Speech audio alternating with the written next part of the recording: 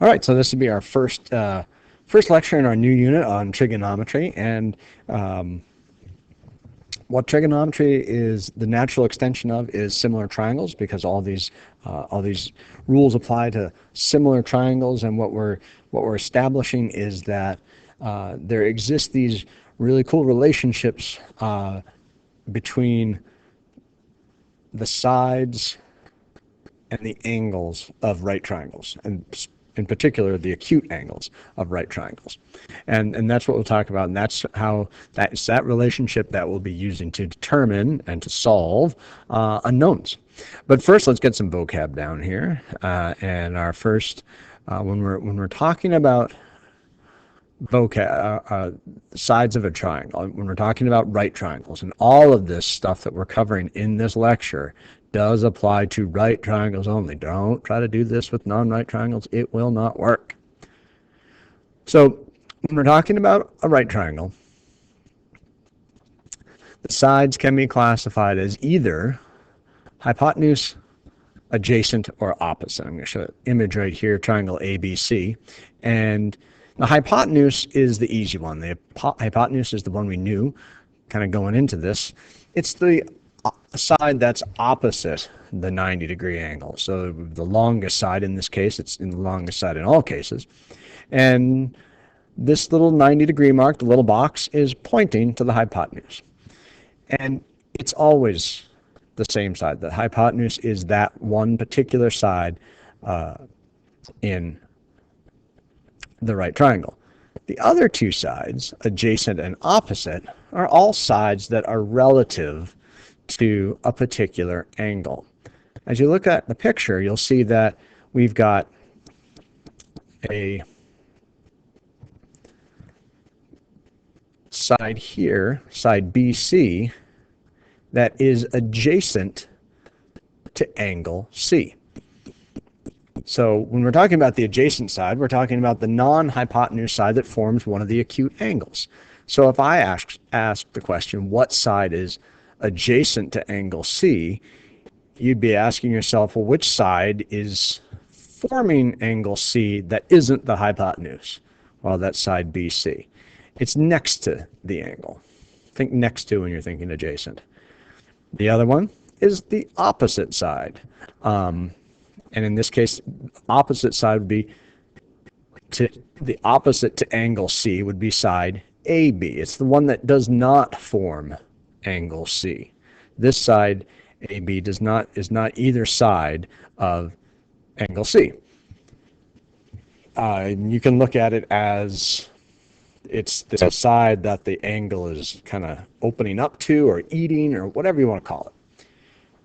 What's important to note is that adjacent and opposite angles or sides are relative to the angle. All of our classifications in this particular one are going to be either are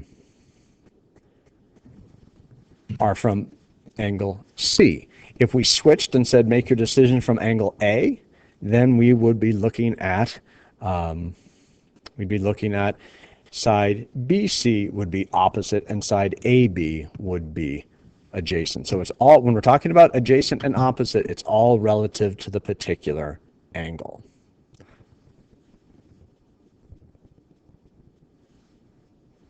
Hold on just a quick second.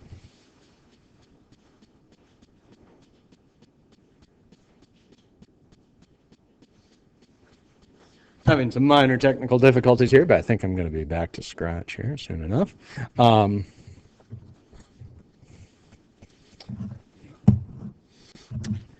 right, so we've got the vocab down, and these are going to play an important role. So the first of the three trig ratios, and all of these are going to be in your formula sheet. All of these are always going to be available to you, so you don't have to worry about necessarily memorizing them every single time. But the first one is called the sine ratio.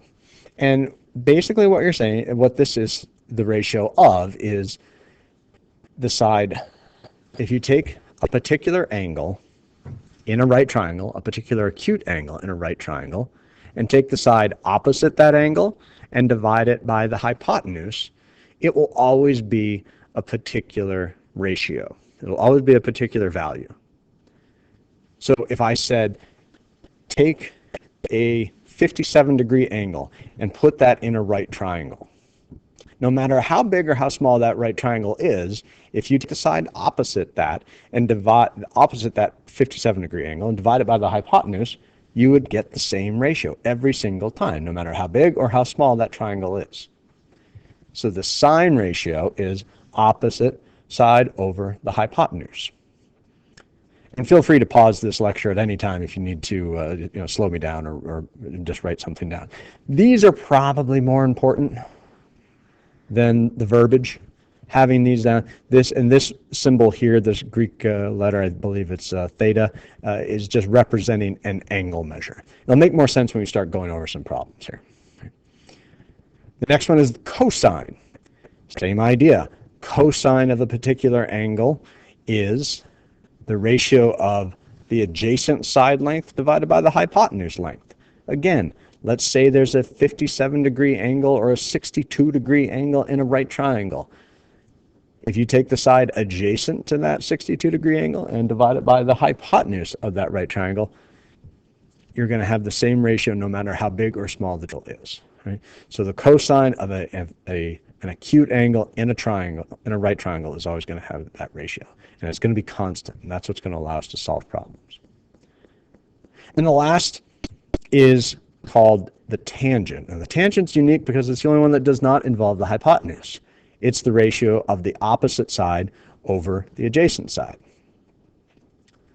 Again, this is going to be an angle measure. The tangent of some angle measure is going to be referencing the side opposite divided by the side adjacent. And these numbers here, the tangent of whatever angle, the cosine of whatever angle, the sine of whatever angle, is just going to be a big ugly decimal most of the time. One that we don't want to use. We definitely don't want to round and use the rounded version. We don't want to do that. We're going to use our calculator, and we're going to let the calculator do that heavy lifting. Okay. So on this next slide here is just an easy way to remember it. You might have heard of this, SOHCAHTOA. Sounds like a summer camp, right? Camp SOHCAHTOA. Sine is opposite over hypotenuse. Cosine is adjacent over hypotenuse.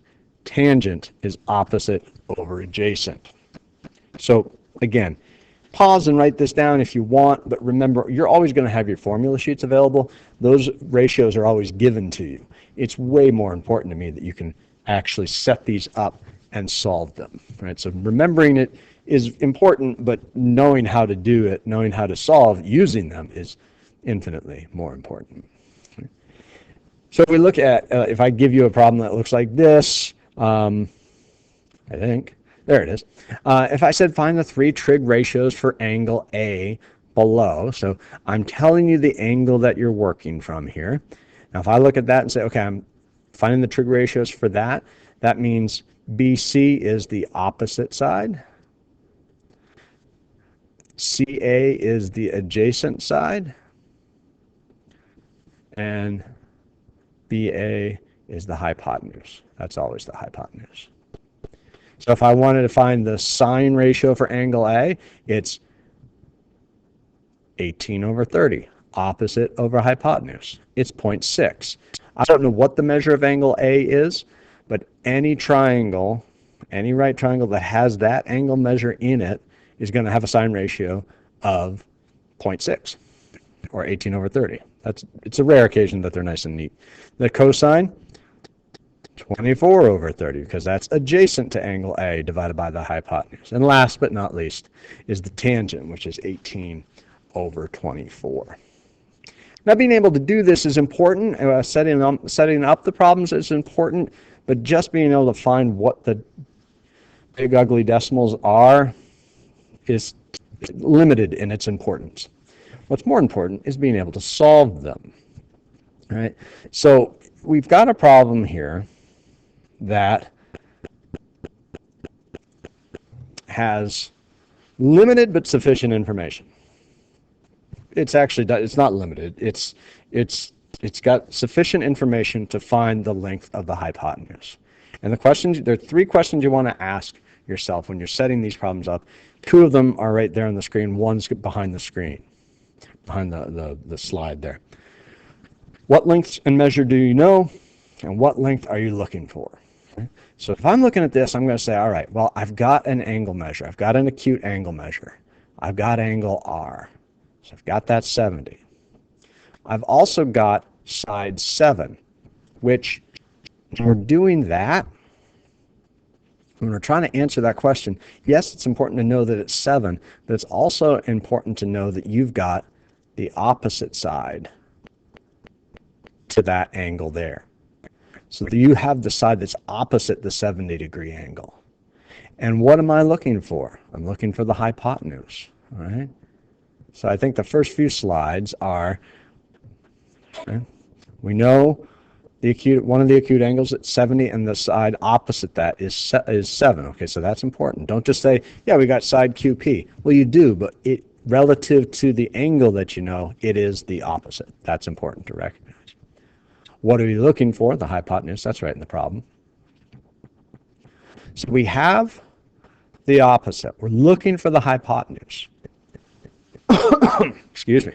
The next question is, what is it? Which of the 3 ratios brings those 2 things together? Which of the ratios has both hypotenuse and opposite in it? Well, that would be the sine ratio.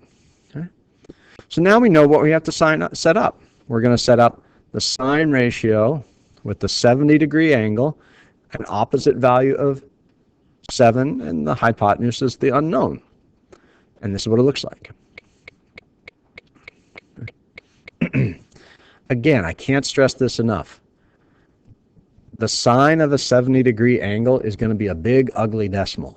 I don't want to know what the big, ugly decimal is. I don't want you to find out what the big, ugly decimal is and use a rounded version of it to find our answer. The calculators can help us out. So we're going to keep it as the sine of 70. We want to find the value of the hypotenuse. It stopped being a geometry problem, and now it's an algebra problem. We got to solve for the hypotenuse. All right, well, what does that look like? Well, I don't like having the unknown in the denominator. I need that up in the numerator. So I got to get it out of the denominator, meaning I'm going to multiply both sides by the hypotenuse. Because if I do that, out it goes, and then I get something that looks like hypotenuse times the sine of 70. I realize now that I've got to throw the parentheses there. And then to get the hypotenuse, by itself, I want to divide by the sine of 70, which is a big, ugly decimal. We've got scientific calculators. Let's use them. Let's let them do the heavy lifting. So to get the hypotenuse, we're going to divide both sides by the sine of 70. And we're going to type it into the calculator just like that.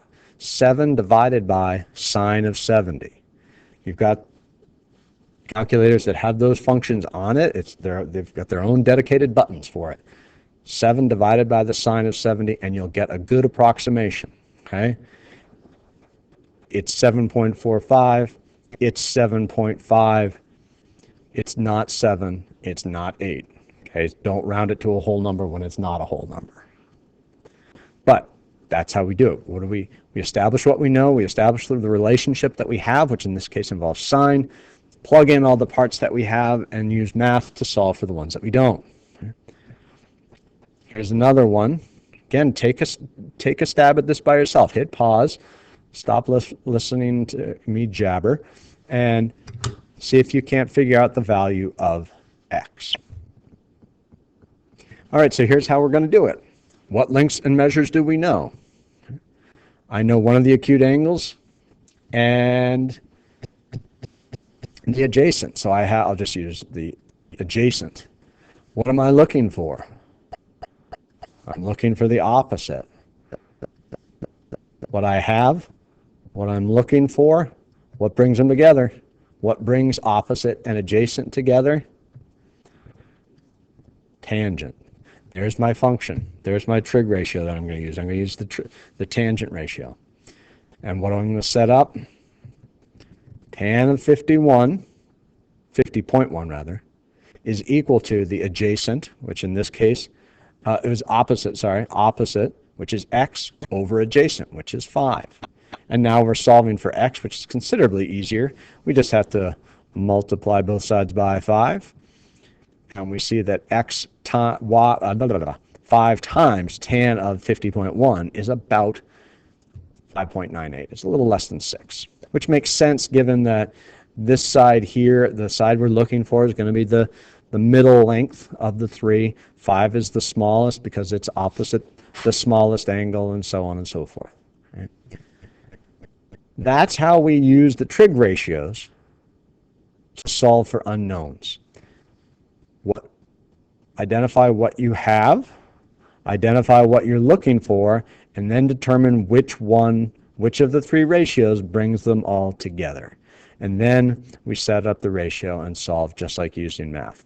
And anytime we have tan, cosine, sine of any angle measure, just know that we're dealing with a big ugly decimal, and we're just basically telling the calculator, you handle the big ugly decimal. I'm just going to tell you what to look for. When you type in tan 50.1, that's really what you're doing. Saying, you go find that ugly decimal. I don't want to work with it, but you can. All right? So there's a Delta Math assignment that might be able to, the level 2 stuff only. Don't try to tackle level 1, level 3 yet, unless you really want to. But give Delta Math a try, and hope this helps. Let me know if you have any questions.